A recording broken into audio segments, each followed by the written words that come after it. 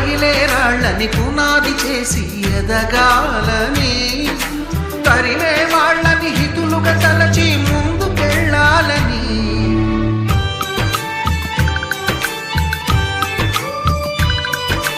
కన్నుల నీటిని కలల సాగుకై వాడుకోవాలని,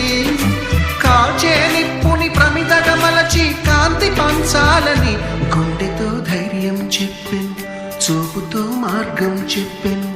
అడుగుతో గమ్యం చెప్పెను, నేనున్నానని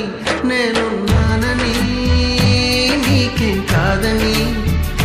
నిన్నటి రాతని మార్చేస్తానని.